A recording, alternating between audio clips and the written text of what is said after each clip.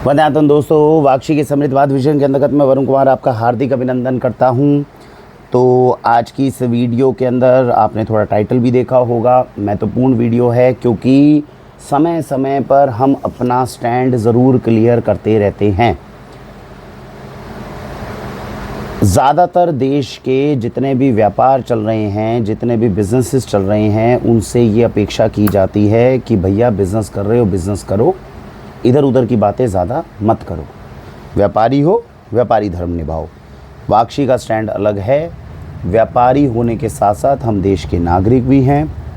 व्यापारी होने के साथ साथ हम जिम्मेदार हिंदू धर्म का पालन करने वाले सनातन धर्मी भी हैं।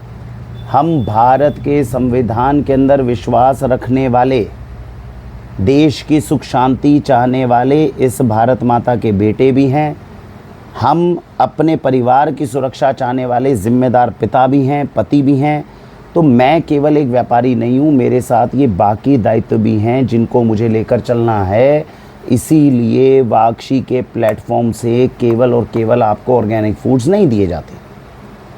हर वो काम जो धर्म के अनुसार हमसे अपेक्षित है, हम वो करने के लिए यथाशक्ति जो प्रयास है वो हम लगातार करते रहेंगे। इसीलिए वाक्षी के प्लेटफॉर्म से आपको केवल वीडियोस ऑर्गेनिक फूड्स की नहीं मिलेगी।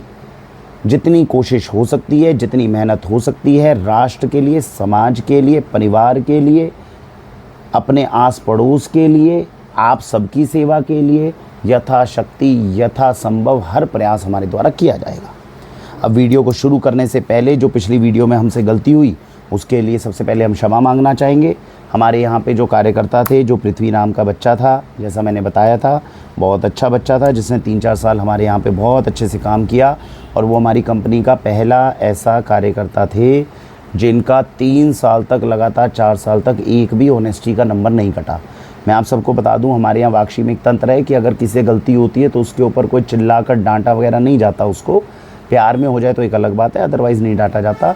जिसकी गलती होती है उसका एक नंबर काट दिया जाता है, जो अच्छा काम करता है उसका प्लस कर दिया जाता है। महीने के एंड के अंदर हम सब लोग बैठते हैं, देखते हैं किसके नंबर प्लस हैं, किसके नंबर नेगेटिव हैं, अपने आप लर्निंग लेते हैं और अपने आप आगे बढ़ते हैं। ऐसे के अंदर ये व्यक्ति अकेला वाक्षी का एक ऐसा कार्यकर्ता था जो पिछले 3-4 सालों के अंदर एक भी नंबर उनकी ईमानदारी का कभी नहीं कट पाया, जो कि अपने आप में बहुत मुश्किल काम है। क्योंकि आप जानते हैं वाक्षी जैसे संस्थान में मेहनत और ईमानदारी इनको प्राथमिकता दी जाती है। छोटा सा भी अगर आप झूठ बोलते हो, आप कोई गलत काम करते हो, तो उसके ऊपर नौकरी तक वाक्षी में चली जाती है। तो इन सारे स्टैंडर्ड्स को फॉलो करके उस बच्चे ने अपनी ईमानदारी के अंदर एक कीर्तिमान स्थापित किया हुआ है। और इसीलिए हमने राष्ट्र रत्न क्यों बोला कि आज के समय में जब बच्चे भटक रहे हैं और जब इधर उधर कहीं नहीं जा रहे, तो 3 साल 4 साल तक इस बच्चे ने नए कीर्तिमान वाक्षी में स्थापित किए हैं। क्योंकि वाक्षी के अपने स्टैंडर्ड्स बहुत ऊपर हैं और उसके अंदर आकर इन्होंने स्टैंडर्ड्स को ऊपर करने की कोशिश की थी। इसलिए हमने इनको राष्ट्र रत्न के उपाधि जो थी वो अभी हमने पिछले महीने जो थी दी थी। मैं कोशिश करूँगा उसका एक बैनर जो है साथ में भी लगाऊँ। अब जैसा हमने बताया था पिछली के अंदर, हमें ऐसा महसूस हुआ, अब सही है नहीं है, हर किसी की अपनी मानसिकता है, कि शायद वो अपने कर्तव्य पथ से थोड़ा भटक रहे हैं। लेकिन ठीक है, वहाँ पर हमारे सामने जो थी एक वीडियो आई थी जिसके अंदर एक ऐसा इल्ज़ाम लगाया गया था कि उन्होंने फेक स्क्रीनशॉट दिया है। तो वो वीडियो उन्होंने भी देखी और उन्होंने इस बात पे आपत्ति दर्ज की कि नहीं भैया, मैंने स्क्रीनशॉट फेक नहीं शेयर वो करा आपके साथ साझा। बाकी जो ओपिनियन है वो अपनी अपनी ओपिनियन हो सकती है, मैं उसके ऊपर कुछ नहीं कहना चाहता। लेकिन उन्होंने जाँच करवाई और अकाउंट के अंदर वो पैसे आए थे।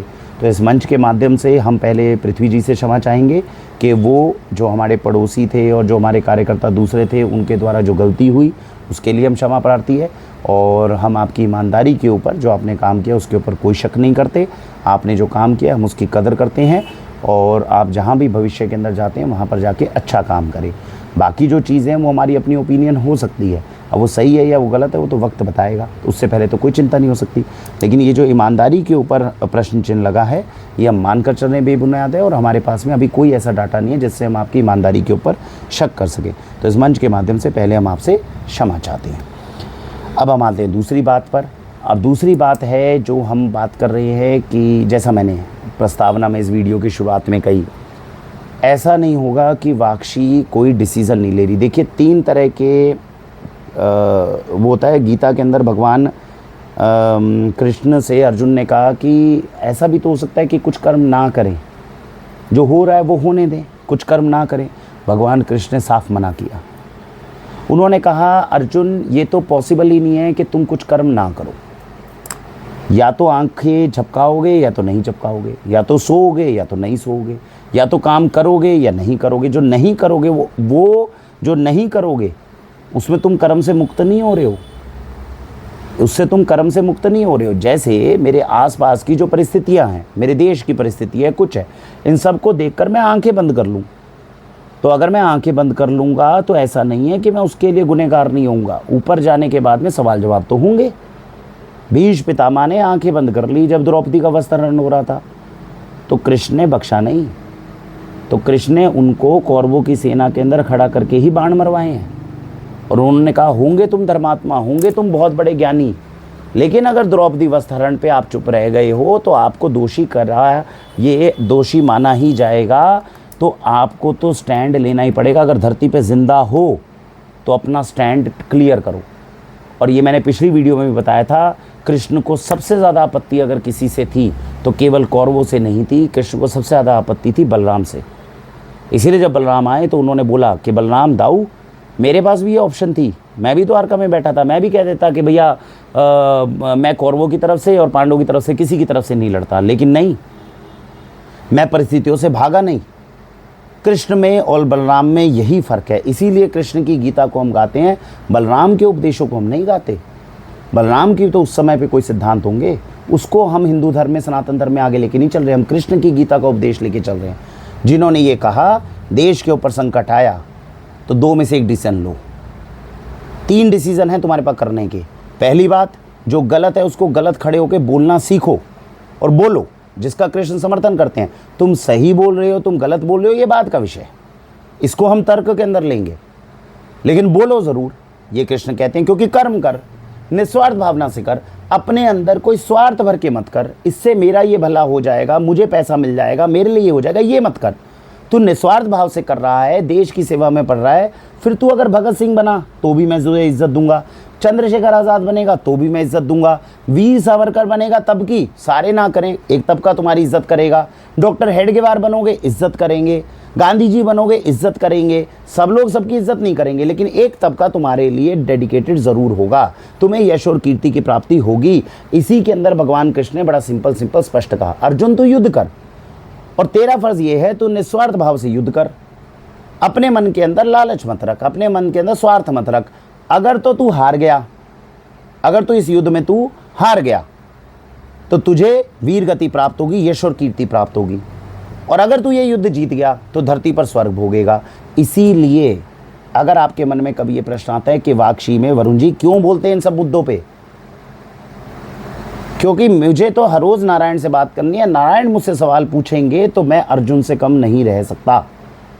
मुझे तो निस्वार्थ भाव से पूरी एनर्जी लगाकर देश की सेवा, राष्ट्र की सेवा, समाज की सेवा, अपने परिवार के लिए सुरक्षा तंत्र की तैयारी करना, ये सारे काम जो मेरे दायित्व बनते हैं उनको निभाना ही है, चाहे इसके लिए आप मुझसे सहमत हो या ना हो। तो जो स्वयं नारायण ने वाणी बोली है, अगर या तो मैं उसे बोलना बंद कर दूं, आपको उपदेश देने बंद कर दूं, और अगर मैं दे रहा हूं तो मुझे खड़ा तो होना पड़ेगा। जितनी शक्ति है, जितना सामर्थ्य है, उसके अनुसार खड़ा होना पड़ेगा। वरुण जी और कोई ऑप्शन है? 99.99% देश के लोग जो कर रहे हैं वो कर सकते हैं। क्या कर रहे हैं? चुप बैठ जाओ, क्योंकि चुप बैठना आसान है। जो हो रहा है आराम से होने दो। सुरक्षित नहीं है, वो भ्रम है, ईश्वर की माया है। फर्क सिर्फ इतना है, हम अर्जुन के समान आगे बढ़ के लड़ रहे हैं, या तो हमें वीर गति प्राप्त होगी या हम जीतेंगे संग्राम को, 2 में से एक चीज़ होगी, राइट। दूसरे एक व्यक्ति है 99.99%, चाहे उसमें हिंदू मान लो, मुसलमान तो खैर कम है, मुस्लिम भाई जो है वो तो अपने धर्म के लिए काफ़ी अडिग हैं, तो ये तो हिंदुओं के अंदर ही सबसे बड़ी कायरता है। तो ये 99.99% जितना हिंदू है ये आराम से बैठा हुआ है, कुछ मत करो, शेयर मत करो, कुछ मत, डर के रहो, बैठे रहो आराम से। घर में घुस घुस के तुम्हें मारा जाएगा, क्योंकि तुम हो उसके लायक। मैं सीधा सीधा स्पष्ट बता रहा हूँ। इसको भ्रम मान लो, कुछ मान लो, ये लगातार होता आया है। कश्मीर से जा रहे हो, मालदा से जा रहे हो, मुर्शिदाबाद से जा रहे हो, नागपुर में घुस के कर रहे हैं, सब होगा। और आज कोई एक धर्म का नहीं करेगा, कल को कोई दूसरे धर्म। अंग्रेज़ों के द्वारा गुलामी सही, मुग़लों के द्वारा गुलामी सही, पूरा का पूरा इतिहास के अंदर गुलामी सही, क्योंकि गुलामी के लायक हो। जो कायर होते हैं उनकी कोई ज़मीन नहीं होती, कायरों का कोई अपना घर नहीं होता। चुप होके बैठे रहो, अंदर बैठे रहो, तो भैया घर में घुस के जैसे बकरे को मारा जाता है वैसे आपको मारा जाएगा। आज से आप गिनती गिन लो कि कब आपने करनी है कब नहीं करनी, क्योंकि कायरों के लिए कोई जगह नहीं बचती। नहीं बोल सकते हो तो एक दिन केवल शिकार बनोगे।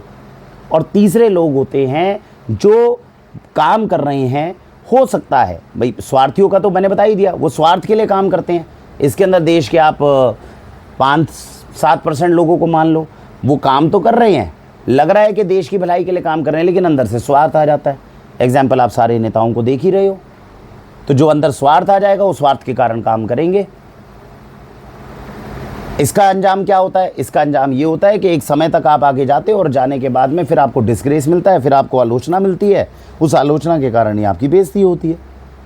वो ये काम है। चौथा काम ये होता है जिसके अंदर आप निस्वार्थ भाव से तो काम कर रहे हो, आपका अपना कोई स्वार्थ नहीं है, लेकिन आपका तर्क गलत है।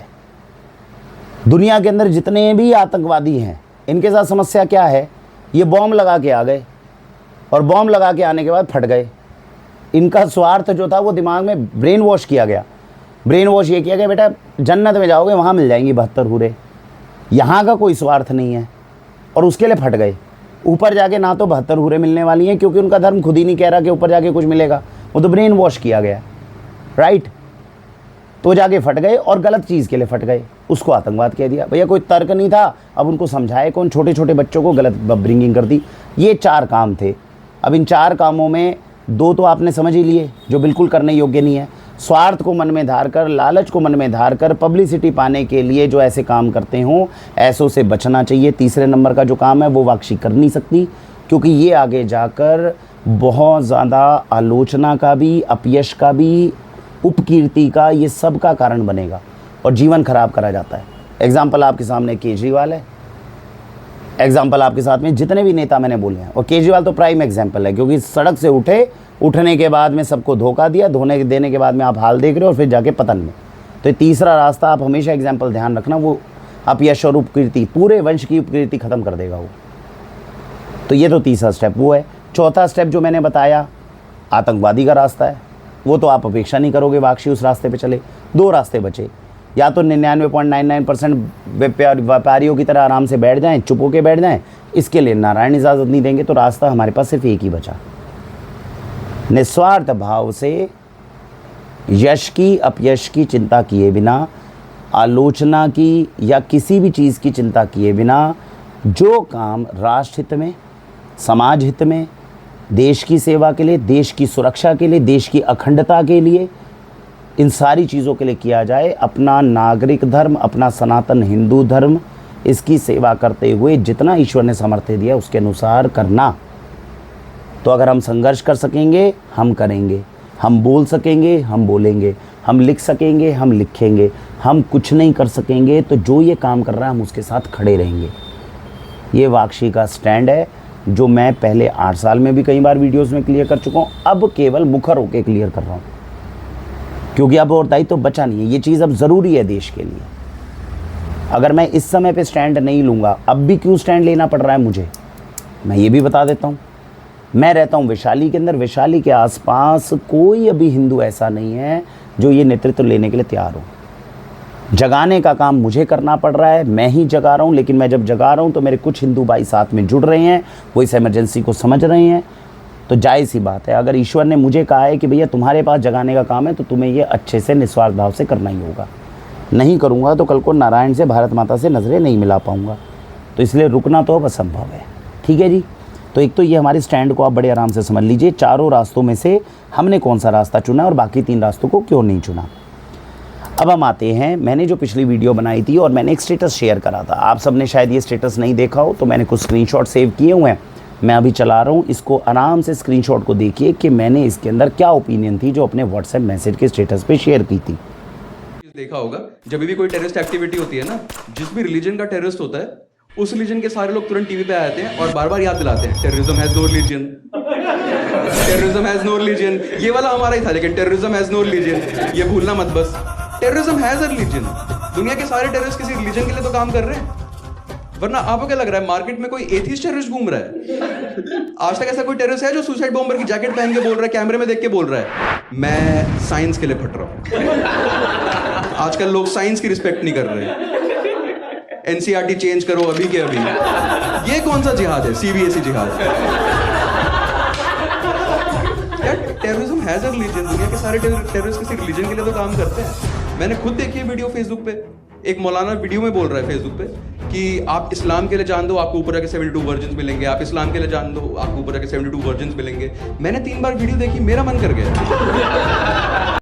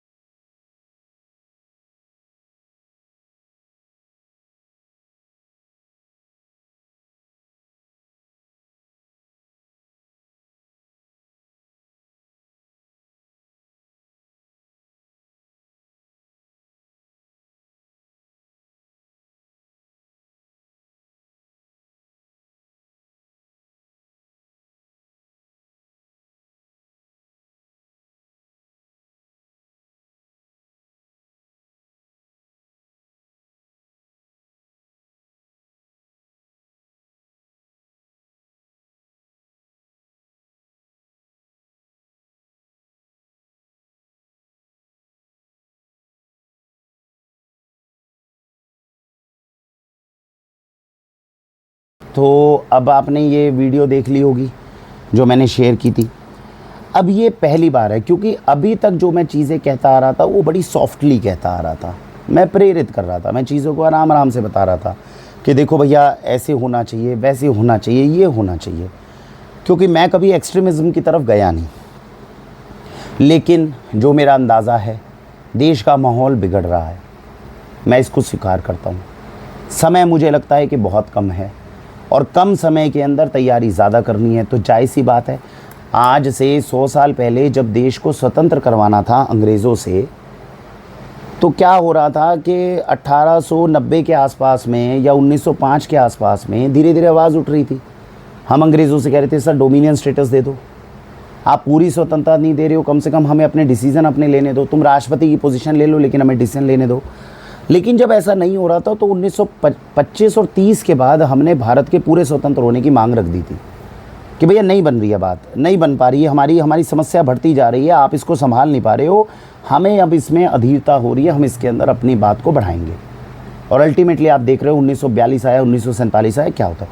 तो होता ये है कि जो समस्या देश की हो, जिसके अंदर देश की न्यायिक व्यवस्था जो है, देश की जो लेजिस्लेटिव पावर है, देश का जो भी ब्यूरोक्रेट्स हैं, वो सब लोग उसके अंदर एक तरह की चुप्पी साधे बैठते हों कि हम ये इसलिए नहीं बोल सकते क्योंकि देश के एक तबके को बुरा लग जाएगा या देश के अंदर की स्थिति बुरी हो जाएगी। उस समय देश के समाज की जिम्मेदारी होती है कि उसके बारे में बोलना शुरू करें। आप समझ रहे हैं? क्योंकि समाज अगर बोलने लग जाएगा तो सरकार के लिए चीज़ों को समझना और एक्शन लेना आसान हो जाएगा, प्रोवाइडेड समाज निस्वार्थ भाव से इसके ऊपर आगे बढ़कर बात करें। तो अब जो मैंने वीडियो आपके साथ में शेयर की है, जो मैंने इसके अंदर आपको तथ्य दिए हैं, अब इसके अंदर 3 स्टैंड आते हैं, 2-3 स्टैंड आते हैं, एक बार जरा इवेल्युएट कर लेते हैं। पहला स्टैंड है, वरुण जी ये वीडियो जो है इसमें फैक्ट बताया गया है, गलत बात तो है नहीं, जो बात है वो सत्य कही गई है, लेकिन हाँ सत्य है लेकिन कड़वी है।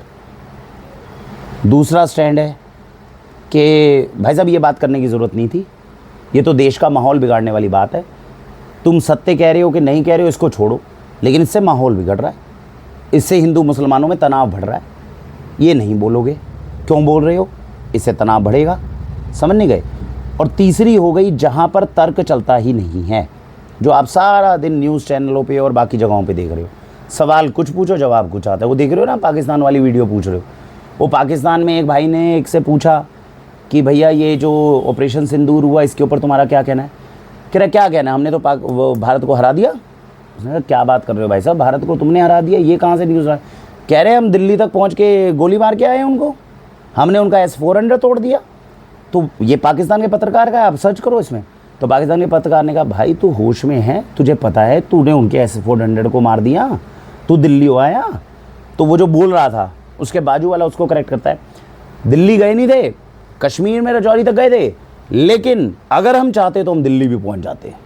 दूसरा वाला उसको मदद कर रहा है। और ये रही बात S-400 की, S-400 तो हमने तबाह कराई है।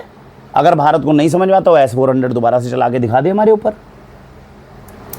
तो ये होती है बेतर्क की बात। तीसरी कौन सी तरह? बेतर्क की बात। इन चीज़ों का जवाब नहीं होता, इन चीज़ों का जवाब नहीं होता। इसमें सीधा गोली बारूद ही मारे जाते हैं, जो करा जाता है वो कर लो, इसमें बहस नहीं होती। आप समझ गए? तो ये जो वीडियो है, अब इसके अंदर कुल मिलाकर एक तरह से दो तर्क बचे। पहला तर्क क्या है? पहला तर्क जो मुझे सबसे ज़्यादा सही लगता है कि देखो वरुण जी, बात ये ठीक है लेकिन कड़वी है। अब इस कड़वी बात को थोड़ा अलग तरीके से कह दें जिससे किसी को बुरा न लगे तो बहुत अच्छी बात है, लेकिन वो तो हम पिछले 8-10 साल से कहते आए हैं, वो तो हम पिछले 8-10 साल से कह ही रहे हैं। हम तो ये कभी कड़वी बात हमने सामने कही नहीं, हम तो आराम आराम से ही कह रहे हैं। लेकिन अब देश के हालात बिगड़ते जा रहे हैं। देश के हालात क्यों अलग हो गए हैं उसको समझो। 370 पास हो चुकी है। अब मैं आपको देश के हालात बता रहा हूँ, और ये दिन पे दिन क्या हो रहा है, ये कुकर के अंदर जो है वो वेपर और सीटी बढ़ती जा रही है। और अगर समाज ने, देश के हिंदू समाज ने एकत्रित होकर इस पर काम करना शुरू नहीं किया तो एक दिन कुकर फट पड़ेगा। और कुकर फटने से बचाना चाहिए। बचाने के लिए जो हमें स्टेप लेने चाहिए मैं उसकी भी कोशिश करूंगा इस वीडियो के माध्यम से, और अपने स्टैंड को क्लियर करने की कोशिश करूंगा, जिसके ऊपर पूरे देश में कोई यूट्यूबर, कोई कंटेंट क्रिएटर बात करने से या तो डर रहा है या बात नहीं कर रहा। लेकिन ये गंभीर मुद्दा है जिसके ऊपर देश के अंदर हर वो नागरिक जो देश के लिए सुख शांति चाहता है, देश की अखंडता को बचाना चाहता है, उसको बात करनी ही होगी। अब इसमें जब ईश्वर ने सिद्धांत ही अलग बनाए तो मैं क्या करूं? मैं खुद नहीं चाहता कोई युद्ध हो। मैं अर्जुन हूं, मैं नहीं चाहता कि भैया भीष्म पितामह पे बाण चलाने पड़े। मैं नहीं चाहता कि मैं दुर्योधन मेरा भाई है, मेरे को नहीं लगता कि मेरे को बाण चलाने चाहिए। मैं तो खुद मान रहा हूं, लेकिन परिस्थितियां ऐसी बन गई तो क्या करें। इसी के लिए पहले शांति प्रस्तावना बार बार अपनी वीडियो के माध्यम से देना चाह रहा हूं। जिन जिन लोगों तक जा रही है वो इस बात को समझें कि हम कोयले के ऊपर हैं, फट जाएंगे हम किसी दिन। समझिए क्यों 370 जो है वो अब आपकी अलग हो गई, आपने हटा दी धारा। कश्मीर एमेलगेमेशन हो गया, सब हो गया। पहलगाम का जब मुद्दा हुआ, पहलगाम का मुद्दा मैंने तो नहीं किया, पहलगाम का मुद्दा मैंने नहीं किया, भारत के हिंदुओं ने नहीं किया, भारत के मुसलमानों ने, किसी ने नहीं किया। लेकिन जब गोली मारी गई तो हिंदू धर्म पूछ के मारी गई है। अब इसमें होना क्या चाहिए था, आइडियली क्या होना चाहिए था, मैं आपको वो बताऊं जिससे देश खुशहाल रहता। जैसे ही गोली मारी गई थी, देश के सारे मुसलमान जो हैं वो सारे इकट्ठे होते और वो क्लियर कट ये बोलते, ये पहलगाम के आतंकवादी जो हैं ये हमारे धर्म को बदनाम कर रहे हैं, ये इस्लाम को बदनाम कर रहे हैं, इनको गोली मारनी चाहिए, इनकी कब्र तक के लिए इनको जगह नहीं मिलनी चाहिए। ये देश के सारे मुसलमानों को एकजुट होकर बोलना चाहिए था। पहले मैं उन सब मुसलमानों का धन्यवाद करता हूं जो कुछ तबका, पहली बार है ये अटैक ऐसा जिसमें देश के कुछ मुसलमानों ने इकट्ठे होकर इसकी आलोचना करी है। इससे पहले बालाकोट की स्ट्राइक हुई थी, सर्जिकल स्ट्राइक हुई थी। आप खंगाल मारो पूरे फेसबुक के पेज, पूरे इंस्टाग्राम खंगाल मारो, फेसबुक खंगाल मारो, व्हाट्सएप खंगाल मारो। पहली बार है जब ओवैसी साहब ने आकर ये बोल दिया कि हाँ ये आतंकवादी हैं, ये पाकिस्तानी है और मेरा इनसे कोई लिंक नहीं है। अटैक भारत में पहली बार नहीं हुए, पहले बार बार हुए। 1999 हुआ, 2001 हुआ, हमेशा हुआ। कितनी बार है जब देश के मुसलमान नेताओं ने या देश के मुसलमान समाज ने आगे आए। मुझे खुशी इस बात की हल्की सी है कि थोड़ा सा तबका जो है वो कम से कम इस बार बनना शुरू हुआ। लेकिन इसके साथ साथ हमने क्या देखा, इसके साथ साथ हमने अपने देश में ये भी देखा, पाकिस्तान का झंडा लगा रहे थे जब मेट्रो गेट पे तो चढ़ रहे थे, तो एक मुसलमान महिला जो है वो आके हटा रही है। वो कह रही है क्यों चढ़ रहे हो इसके ऊपर। हमारे देश के अंदर पाकिस्तान मुर्दाबाद कहा गया तो उसके ऊपर गले काटे गए हैं। ये यूपी में हमारे आसपास हुए हैं, तो इंसिडेंसेस नहीं है। अभी भी पहलगाम का जब हमला हुआ, जब कैटेगोरिकली हिंदू कह के गोली मारी गई है, तब भी हमारे देश के अंदर कम से कम 90-10 की रेशो है। 10% मुसलमान है जिसने इस बार पहली बार हिम्मत करके कहा हम पाकिस्तान मुर्दाबाद बोलने को तैयार हैं, हम हिंदुस्तान जिंदाबाद बोलने को तैयार हैं, हम पाकिस्तान की आलोचना करते हैं, हम इनके साथ नहीं, हम आतंकवादियों के साथ नहीं है। 90% मुसलमान या तो चुप है या समर्थन के अंदर खड़ा हो रहा है। आपको क्या लग रहा है कम समर्थन है? बहुत समर्थन है, सारी लगातार वीडियोस हैं। अभी कल एक वीडियो है जिसके अंदर पूछा गया, यहीं पे पूछा गया, हाँ भैया ऑपरेशन सिंदूर के बारे में, जी मुझे नहीं पता। पहलगाम अटैक के बारे में पता है तुम्हें? कहते हाँ पहलगाम अटैक में क्या हुआ था? कहते वहाँ गोली मारी थी आतंकवादियों ने। तो तुम्हें पहलगाम अटैक के बारे में पता है, तुम्हें ऑपरेशन सिंदूर के बारे में नहीं पता कि हमने वापस जाके उन्हें ठोका है? कहीं ना कहीं कुछ ना कुछ तो दिक्कत है ना भाई, कहीं ना कहीं कुछ ना कुछ तो दिक्कत है। इसको तो हल्का सा स्वीकार करना पड़ेगा ना हमें। और अगर हम स्वीकार नहीं करेंगे, आंखें मूंद लेंगे, तो फिर तो कुकर है भैया, अंदर से सीटी, अंदर वेपर बनते जाएंगे और एक दिन कुकर फट जाएगा। जिम्मेदारी है भारत के हिंदुओं की, भारत के मुसलमानों की, अपनी अपनी कमियों को समझो। मैं हिंदू होने के नाते इस वीडियो में स्वीकार करूंगा हमारी तरफ से कुछ गलती हो रही है। आप अगर मुसलमान हैं और मेरी वीडियो को देख रहे हैं, आप बोलिए वरुण जी ये गलती है आपकी, मैं स्वीकार करूंगा। अभी मैं इस वीडियो के अंदर सारी चीज़ें जो आपने तर्कसंगत हमारे पास मैसेज भेजे, हम उसको स्वीकार करेंगे। हाँ हम में कमी है। मैं सिर्फ हाथ जोड़कर आपसे ये चाहता हूँ, मुसलमान होने के नाते आप भी स्वीकार करना सीखिए। मैं अगर देश का नागरिक होने के नाते अपना दायित्व निभा रहा हूँ, आप भी देश के नागरिक हैं, आप भी अपना दायित्व निभाने की कोशिश करिए। अगर आपने अपना दायित्व निभा दिया, हमने अपना दायित्व निभा दिया, हम बीच के एक रास्ते पे आ गए, तो ये देश बहुत सुंदर है। हमारी एक मुसलमान बहन है जिसने आज मुझे सुंदर मैसेज भेजा था, भारत और पाकिस्तान में ये अंतर है भैया कि भारत जो है वो एक वाटिका की तरह, एक बाग की तरह, इसमें सब फूल जो है बहुत अच्छे तरीके से मतलब खिलखिलाते हैं। पाकिस्तान ने अपनी वाटिका को ख़त्म कर दिया, हम भारत को नहीं करना चाहते। बहुत सुंदर विचार है, लेकिन इन फूलों का दायित्व है ना वाटिका की तरफ, हर माली का दायित्व है ना कि वो वाटिका को सुंदर रखे।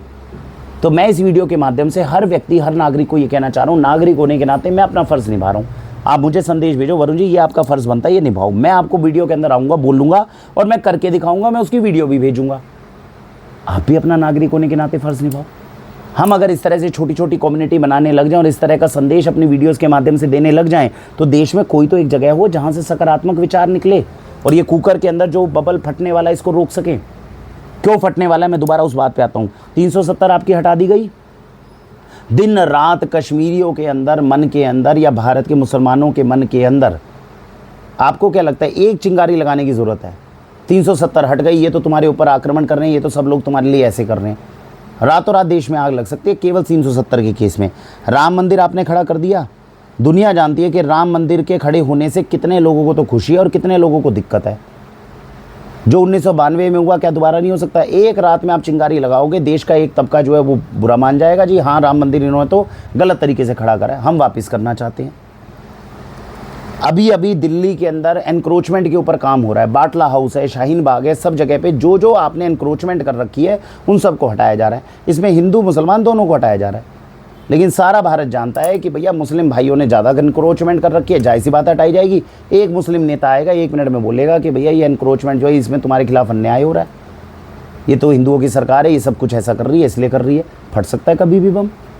हम बैठे हुए हैं कोयलों के ऊपर। और ये सिर्फ हैने में नहीं है, मैं 2 साल पहले की आपको बात बता रहा हूँ, जब हम वैशाली में बैठे, नूह के अंदर दंगा हुआ, यहाँ पे सीलमपुर ये शाहदरा के अंदर दंगे हुए। केंद्र के अंदर शक्तिशाली सरकार होने के बावजूद ये हो रहा है। नागपुर के अंदर अभी कैसे हो गया? हमें सवाल पूछना चाहिए। नागपुर के लोगों ने ऐसी कौन सी गलती कर दी कि उनके घर के अंदर घुसकर हम जो है वो आतंक मचा रहे हैं? और ये दिन रात ये जो वीडियोस आसपास की आ रही हैं कि किसी ने हिंदुस्तान जिंदाबाद पाकिस्तान मुर्दाबाद बोल दिया, उसी के ऊपर बहस हो रही है, उसी के ऊपर मारा जा रहा है उसे। तो माहौल तो हल्का बिगड़ा है। इसीलिए देश के हिंदू और मुसलमानों की जिम्मेदारी है कि इस माहौल को अच्छा बनाने का निरंतर प्रयास करें।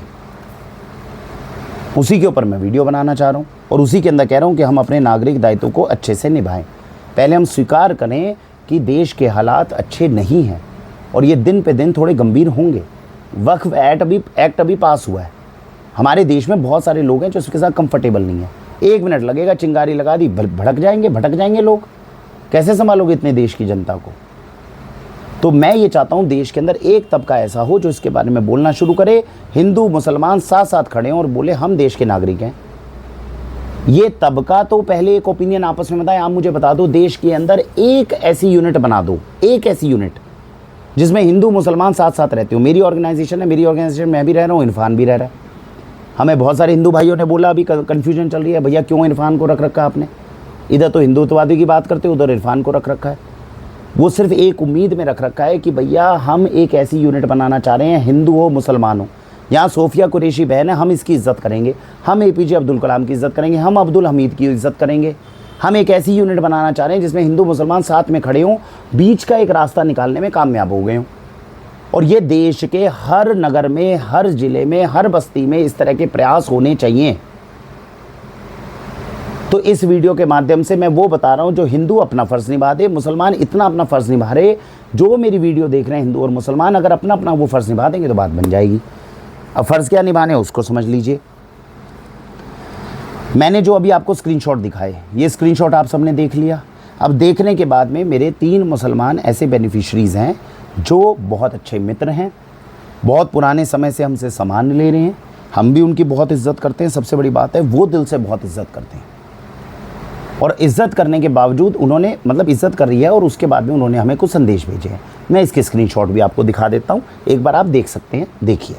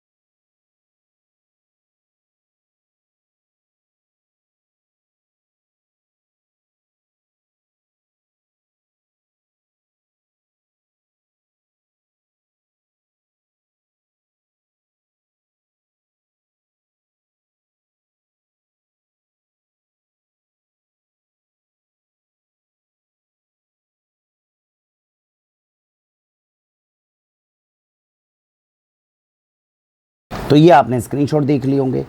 अब हम इसको समझते हैं। आप बेसिकली जो हमारे एक भाई हैं, उन्होंने भाई ये वीडियो हमने बनाई, हमने स्क्रीनशॉट शेयर करे, उन्होंने ये कहा, उनका अब तर्क समझते हैं। अब मैं क्या कोशिश कर रहा हूँ, हिंदू होने के नाते जो मेरा विचार था मैंने डाल दिया व्हाट्सएप पे, मुसलमान होने के नाते उनका जो विचार था उन्होंने मुझे व्हाट्सएप पे मैसेज कर दिया।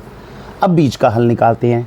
मैं ये बात मान कर चल रहा हूँ कि मैं भी देश का एक ज़िम्मेदार समझदार नागरिक हूँ, वो भी देश के एक ज़िम्मेदार समझदार नागरिक है। हम कुतर्क पर नहीं जा सकते, बिना तर्क के लड़ाई झगड़े नहीं कर सकते। मेरा एम मैं क्लियर कर चुका हूँ, मैं इस देश को बचाना चाहता हूँ, और इसके लिए मैं आप लोगों के साथ बैठकर जो भी समाधान हो सकता है उस समाधान को निकाल कर देश के सामने एक मॉडल खड़ा करना चाहता हूँ कि हिंदू और मुसलमान खुशी खुशी सुख शांति से साथ में रह सकते हैं। मैं प्रयास यही करना चाहता हूँ। कामयाब होऊंगा कि नहीं मैं नहीं जानता। तो अब इसमें मेरे एक मुसलमान भाई जो हैं, उन्होंने मुझे क्या कहा कि भाई साहब देखो, वंदे मातरम आप कह रहे हो, हमने एक ही शर्त रखी। हमने ये कहा, इन स्क्रीनशॉट के माध्यम से जो मैंने शेयर करे, इसके जिस्ट को समझ लो। मैंने ये कहा कि ये देश जो है ये घर की तरह है। ये घर जो है ये, इसके अंदर आप ये समझो कि जो सबसे बड़े भाई है, माँ कौन हो गई? भारत माता, ठीक है जी। इसके जो सबसे बड़े भाई हैं उस घर के अंदर वो हो गए हिंदू, उसके बाद में आ गए छोटे भाई मुसलमान हो गए, छोटे भाई पारसी हो गए, सिख हो गए, बौद्ध हो गए। इस घर के अंदर किसी भी व्यक्ति को किसी के साथ कोई आपत्ति नहीं है। समस्या आती है केवल एक छोटे भाई और एक बड़े भाई के साथ। यहाँ पर हिंदू बड़ा भाई मुस्लिम छोटा भाई क्यों कहा गया? क्योंकि 1947 में जब घर का बंटवारा हुआ था तब एक ऑप्शन दी गई थी कि इन दोनों भाइयों की आपस में नहीं बनती, बाकी सारे भाई जो हैं वो आपस में खुशहाली से रहते, इन दोनों भाइयों की नहीं बन रही। तो कहा गया ना भाई ठीक है, इस घर के पोर्शन को हल्का सा काट कर वहाँ कर देते, तुम इस घर में रह लो, हम इस घर में रह लेते हैं, सुख शांति से काम हो जाएगा। लेकिन ये जो छोटे भाई हैं, इन छोटे भाइयों ने ये कहा ना, नहीं भैया हम उस घर में नहीं जाएंगे, क्योंकि हमें भारत माता से प्यार है, हमें इस घर की दीवारों से प्यार है, हमें इस घर की माँ से प्यार है, हमें इस घर के रीति रिवाजों से प्यार है। तभी तो वो इस घर में रहे थे, नहीं तो वो दूसरे घर में नहीं चले जाते। तो जब इस घर में रहे हो भाई आप, तो आप इसके रीति रिवाजों से, आप इसके संस्कारों से, इनसे क्यों घृणा करते हो? जब हम भारत माता की आरती करते हैं, हम कहते हैं भाई भारत वंदे मातरम बोलो, सब लोग सारे भाई बोल रहे हैं भारत माता की जय। एक छोटा भाई है जो ऐसे करके खड़ा है, मैं भारत माता की जय नहीं बोलूँगा।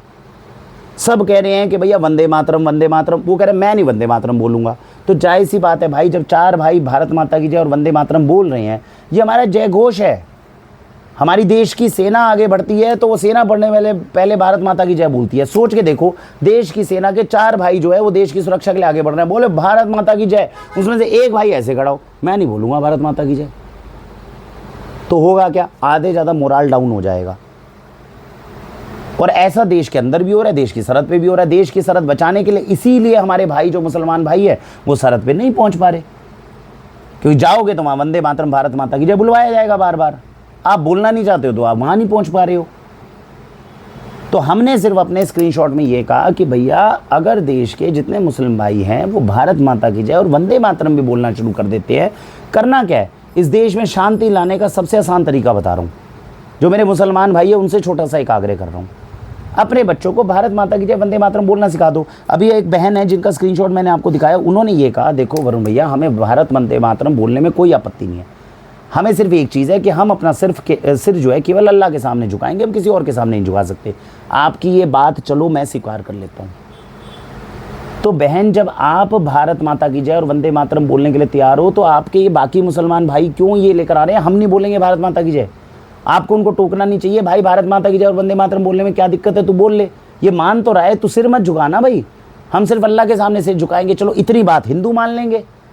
थोड़ी थोड़ी दोनों को बात माननी है ना, हल्का सा ये झुक लें हल्का सा ये झुक लें तो बात बन जाए। तो मुझे मेरी बहन की बात बिल्कुल ठीक लगी। आप भारत माता की जय और वंदे मातरम, जितनी बार हमारी टीम जब आप हमारे पास कॉल करते हो हम बोलते हैं दी वंदे मातरम जी वाक्षी में आपका स्वागत है, आप बोल दो वंदे मातरम जी, इतना बोल दोगे कितनी खुशी होगी। अरे दूसरे की खुशी के लिए बोल देना चाहिए, इतने में तो कोई अच्छी चीज़ ही तो बुलवा रहे हैं, बुरी थोड़ी बुलवा रहे हैं। लेकिन अगर उसके अंदर वंदे मातरम का जवाब नहीं देते, मैं बता रहा हूँ मेरे जीवन के अंदर अभी तक मैं जितने मुसलमान भाइयों से मिला हूँ वंदे मातरम का जवाब वंदे मातरम से नहीं दिया। कोई एक आधा बिरला हो जाए तो हो जाए, कोई एक आधा। ये हमारे इरफान ने बोलना शुरू करा तो हमने इसको अपने साथ रखा, भाई हम थोड़ी उसके खिलाफ हैं, हम तो साथ में खाना भी खा लें उनके, हम तो साथ में एक थाली में भी खाना खाने को तैयार हैं। वो बोले तो सही, वो हमारी माँ को माँ तो मान ले भाई, इतना सा केवल आग्रह कर रहे हैं। अब जब ये दीदी जब बहन जो है ये कह रही है, इनका सिर्फ एक ही बात है कि भाई हम सिर नहीं झुकाना चाहते हैं, इतनी बात हमने आपकी मान ली दीदी, आपके साथ तो कोई मतभेद नहीं हुआ। आप हमारी चाहे आलोचना करो, चाहे हमें प्रेम से देखो, चाहे कुछ मर्जी करो, हम इतनी बात मान रहे हैं, हम इस बात को मान रहे हैं, ठीक है। आप बस ये है कि जब हम भारत माता की जय बोले, अच्छा नहीं लगता कि चार भाई जो है वो एक साथ जय घोष करें और एक भाई जो है ऐसे खड़ा रहे अपने इस तरह के तर्क के साथ। हाँ इस बात को चलो मान लिया कि भाई देखे सर ठीक है, वो इतनी ज़रूरत भी नहीं पड़ती, हमारा राष्ट्रगान हो रहा हो तब आप हमारे साथ खड़े हो, हम भारत माता की जय बोल रहे हैं आप साथ में बोल रहे हो, वंदे मातरम बोले, इससे ज़्यादा की जरूरत भी नहीं है, इससे ज़्यादा तो हम कुछ कहते नहीं। वो जो बीच में अड़ना हो जाता है वो चीज़ जो है शक पैदा कर देता है, उसको आप अवॉइड कर लो। तो जो तीनों स्क्रीनशॉट दिखाए इसमें बहन के साथ में तो मुद्दा क्लियर है, बहन ने तो केवल इतनी चीज़ कही, उसको हमने मान ली, तो क्या अब सॉर्ट आउट हो सकता है।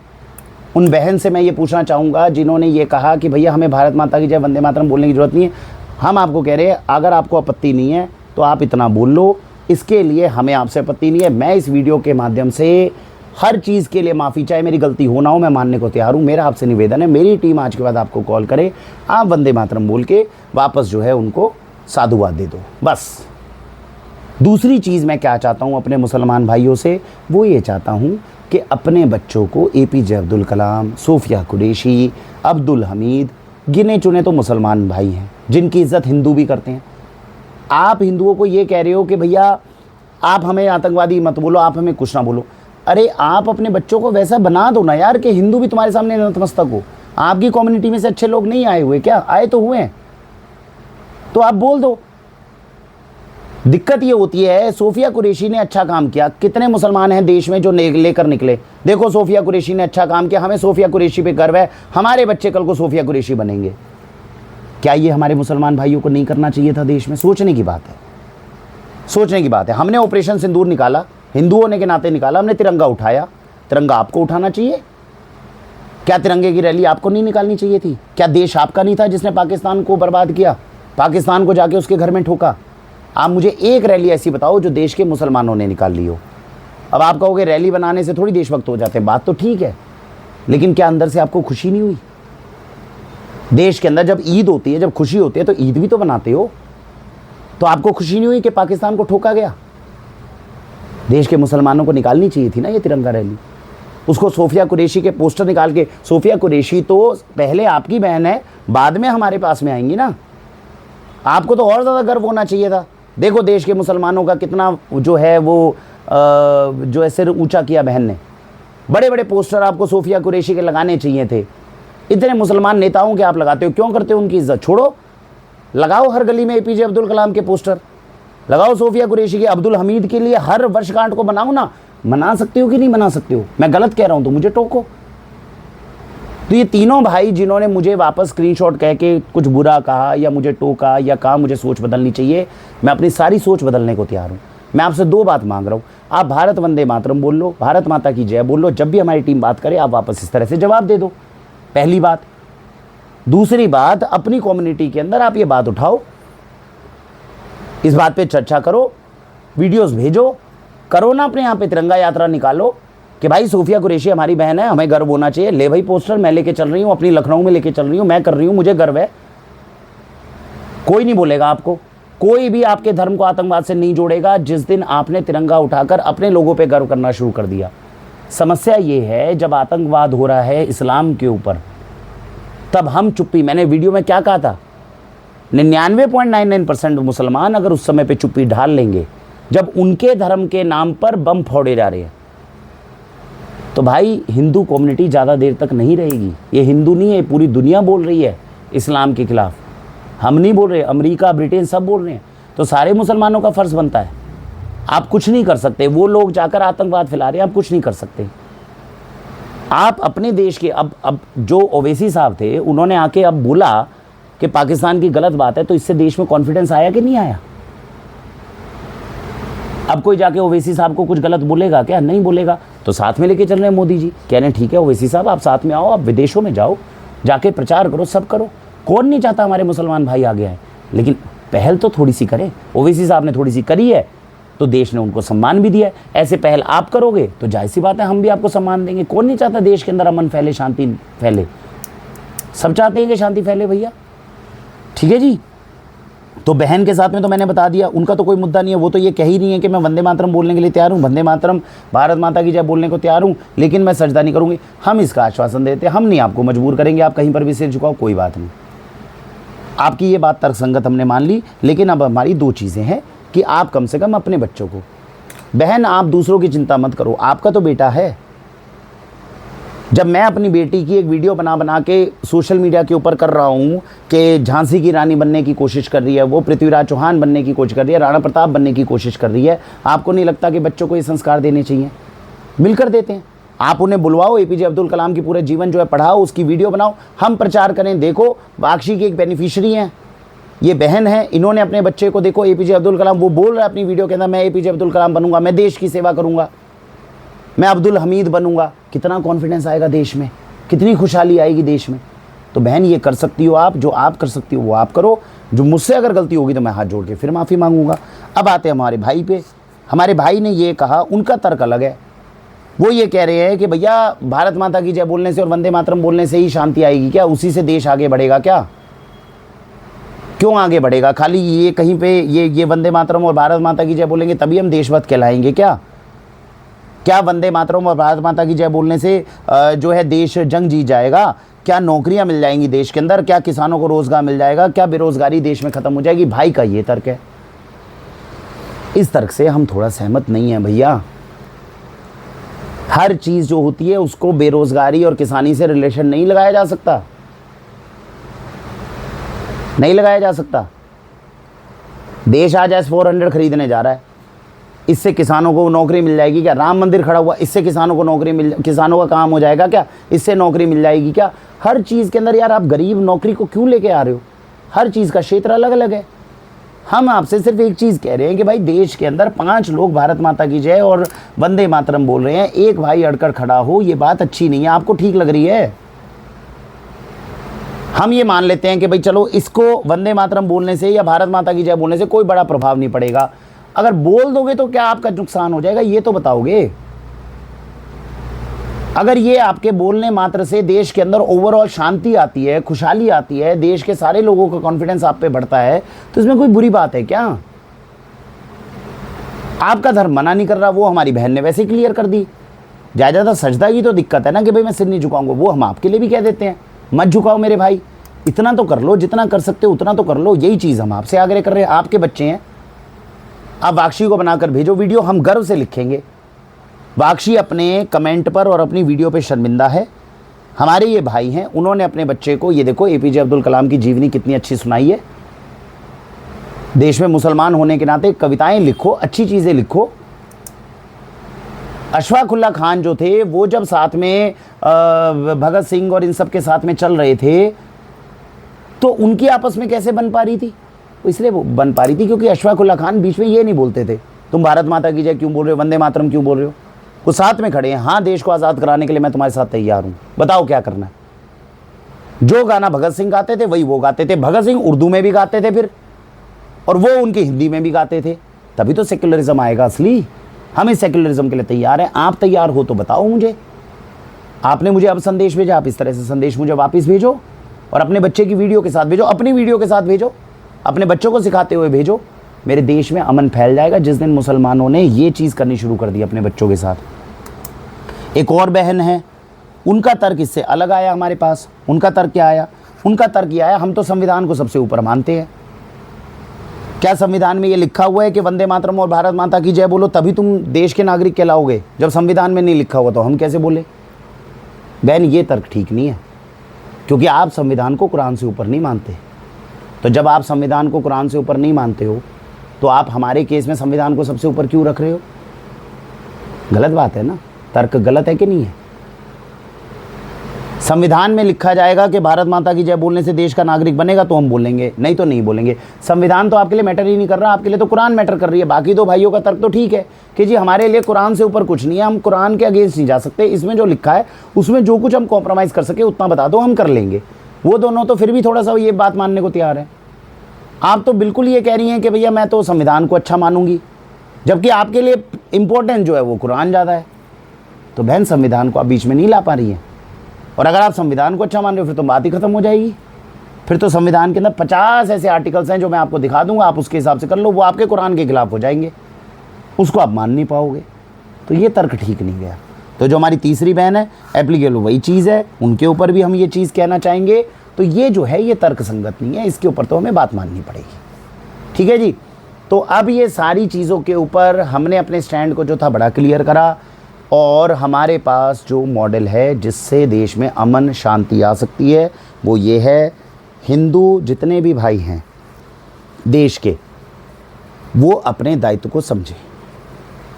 भारत माता के लिए तिरंगा यात्रा ऑपरेशन सिंदूर की पूरे देश में जहाँ जहाँ निकल रही थी, हाथ में क्या था? तिरंगा था। जो निकल रहे थे वो क्या बोल रहे थे? भारत माता की जय, वंदे मातरम। लेकिन पूरे देश में जिस जिस नगर में, जिस जिस शहर में ये यात्रा निकल रही थी, वहाँ चाहे हिंदू हो चाहे मुसलमान हो, 99.999999% लोगों ने इसमें भाग लेने की ज़रूरत नहीं समझी। हिंदू मुसलमान छोड़ दीजिए, मैं आज पहले देश के नागरिकों की बात कर रहा हूँ। हम देश के नागरिक कहलाने के तैयार नहीं हैं, हम देश के नागरिक कहलाने के लायक नहीं हैं, चाहे हम हिंदू हो, चाहे मुसलमान हो, चाहे पारसी हो, चाहे बौद्ध हो, चाहे सिख हो। ये रीसेंट एग्जाम्पल है जो मैं आपको बता रहा हूँ। हमारी वैशाली में तिरंगा यात्रा निकली है, बार निकली है, अलग अलग जगहों से निकली है, और जब भी निकली है तब आप उसका अंदाज़ा लगा लीजिए कितने लोग तिरंगा यात्रा में और कितनी बड़ी बड़ी सोसाइटियों में अपने घर में बैठे हुए हैं। ये जितने लोग अपने घर में बैठे थे, जो बाहर निकलकर ऑपरेशन सिंदूर की खुशी नहीं मना पाए, उसके लिए भारत माता की जय, वंदे मातरम नहीं बोल पाए, इनको खुद से प्रश्न पूछना चाहिए। हिंदू मुसलमान बात की बात है, पहले मैं भारतीय नागरिक होने का फ़र्ज़ नहीं निभा पाया हूँ, इसको स्वीकार कर लो। तो सबसे पहली कड़वी बात तो ये है। और अगर इसके ऊपर हम सबको शर्म आती है तो हम ये मान ले, खुद से प्रण कर ले, आज के बाद में जब भी सड़क से तिरंगा निकलेगा मैं खड़ा होऊंगा। अगर मैं नीचे जा सकता हूं तो मैं जाऊंगा, नीचे नहीं जा सकता बालकनी से मैं भारत वंदे मातरम बोलूंगा, सीधा सैल्यूट करूंगा, भारत माता की जय बोलूंगा। भाई संगठित शक्ति है भैया, आप दूसरे को मोरल सपोर्ट दे रहे हो। देश की एकाग्रता संगठित शक्ति कहाँ दिखेगी? बॉर्डर पे थोड़ी लड़ने जाओगे, यहीं से दिखती है। इसी को सैनिक भी दूर खड़े होकर देखता है, वो भी वीडियोस देख रहा है, वो कह रहा है मेरा देश इतना खड़ा हुआ है तो मैं भी लड़ूंगा जान से। सारे देश को शक्ति यहाँ से प्रदान हो रही है, वहीं पे तुम अंदर बैठ के एसी में बैठे हो यार। तो पहले तो देश के नागरिक, चाहे हिंदू हो, मुसलमान हो, सिख हो, बौद्ध हो, जो भी हो, इस बात का आपको प्रण लेना चाहिए कि तिरंगा अगर निकलेगा तो तिरंगे के आगे सब नतमस्तक होंगे। ये सुप्रीम है, ये सबसे ऊपर है। भारत माता की जय और वंदे मातरम बोलने में किसी को आपत्ति नहीं हो। भगवान के लिए कम से कम इतना कर लो, इतना भी कर लेंगे तो देश बच जाएगा। जिन तक मेरी वीडियो जा रही है, मैं बदलाव लाना चाह रहा हूँ, तो कोशिश करो यार कि ये चीज़ तो हम कम से कम करें। पहली चीज़ है। दूसरी बात, मेरे मुसलमान भाइयों के धर्म की पूरी रिस्पेक्ट करते हुए मैं इस चीज़ को मानने का तैयार हूँ कि हिंदू होने के नाते आप कभी भी आओगे, मैं नतमस्तक होकर आपके सामने झुक के सिर झुकाकर आपका स्वागत करूंगा, आपका अभिनंदन करूंगा। बस भारत माता की जय, वंदे मातरम हमारे साथ बोलना सीख लो। अपने बच्चों को APJ अब्दुल कलाम, अब्दुल हमीद, सोफिया कुरैशी बहन की कहानियाँ, अशफाक उल्लाह खान के बारे में बताना, इनके जैसे वो बने, भविष्य में ऐसा करना, इस तरह से तैयार करना कि कल को देश को, आर्मी को आपको लेने में दिक्कत ना हो, कल को देश की ब्यूरोक्रेसी को आपको लेने की दिक्कत ना हो। कभी सोच कर देखिएगा, देश की ब्यूरोक्रेसी और आर्मी के अंदर नहीं पहुंच पा रहे, इसके अंदर केवल और केवल एक ही रीज़न नहीं है कि हम उसके लिए हुनरवान नहीं हैं। कुछ तो ऐसी गलती कर रहे हैं ना हम, कुछ ना कहीं तो कमी है ना हमारे अंदर, कि देश की जितने भी बड़े काम हैं, अच्छे काम हैं, उसके अंदर हमारे मुस्लिम भाई क्यों नहीं पहुंच पा रहे।